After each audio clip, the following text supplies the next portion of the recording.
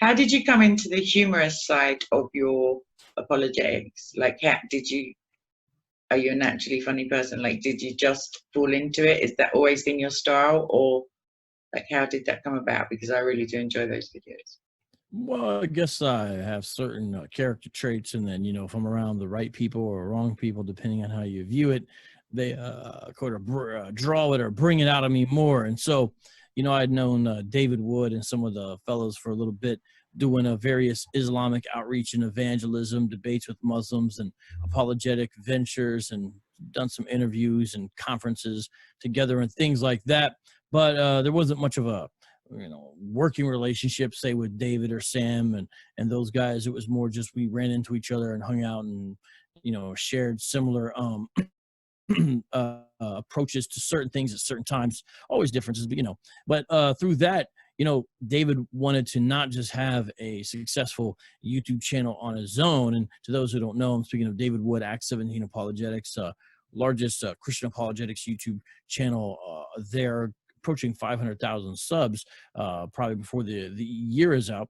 And he of course had his own successful channel, but he wanted to create and help facilitate a number of other social media style apologists. And I was one of the first people, I think me and a couple other guys approached with sort of this long-term vision. And part of it was, what you might call likability factors, and ability to communicate, and humor, and these kinds of things. And so he knew enough about me to know, that might be present, and I might be willing to do that, which he was right about. And so I was open to the idea at that time in my life. He kind of asked me at just the right time where things were open. If he would ask me a little bit earlier, I probably would have said no. It worked out perfect timing. And so we kind of got to work immediately. And one of the first things was, hey, here's some basic ways on how to do videos and whatnot, because I had mainly focused more on writing via blogs and radio, so not the visual component. And once we started just writing and different things, I think he felt like, I had some improv abilities and different things like that. And so we would script some things out and not script other things. And it just kept on snowballing from there, different little projects that we did. Two of the most well-known, of course, would be Islamicize Me, where atheists go on a journey to become Muslims, and they read the sources and do literally what it says, sort of in the most ham-fisted way, over a period of 30 days. And then the Boom Boom Room, where Muhammad has an imaginary talk show, and he interviews different guests from the current time, and as well as the past, some fictional, some non-fictional. And then at the end, usually blows them up. And so doing those things together, and future ideas as well, just created a lot of synergy. And then other people kind of came around, and for example, Sam Shamoon, nobody knew he had acting ability. Then all of a sudden we kind of draw him into the circle, and all of a sudden, Sam's the star of the show. So that definitely is part of it.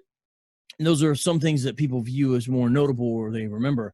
But, the daily grind of apologetics is real life conversations with people, and talking to people, and having conversations, public and private, and trying to hear people out, and then go back and forth with good dialogues, and doing live streams, because it's sort of you're interacting with people and stuff like that. And so it's part of the repertoire, humor and comedy. But of course, it's not the be all end all, at least not for me. But it's definitely in the bag of tricks, as we might say. Yeah. I find myself that, like you say, there's a mixture of so one-on-one conversations. Debating is a slightly different style. Just the one-on-ones. I think that humor always helps, especially I think with atheists as well, because I don't know. I think the best delivery has to be kindness. Like there has to be like genuine concern or care for their salvation. Anyway, like there's no point in just scoring points. It's no good to win an argument and lose the soul of the person you're arguing with. But I had a chance today, so God completely changed every plan I had for today. Like I have a friend visiting, so I was trying to show them London, and then like the bus routes were changed and the things were closed and stuff like that. But I ended up ignoring my friend actually for half an hour to speak to a lady in a coffee shop. And once she kind of unraveled her story of what's been going on, like I knew completely that like I often pray, like, can you put them in my way, just so I know. And but humor for sure for me, like when To be fair, some of the hadiths that I have to discuss, like if I didn't have a sense of humor, like I couldn't do it with a straight face anyway, because some of them are like pretty out there. And yeah, I think the priests of Baal were mocked at one point. So I think there's like scope for humor in the Bible, but I do know of some people who like frown upon it, but they probably frown quite often, to be fair.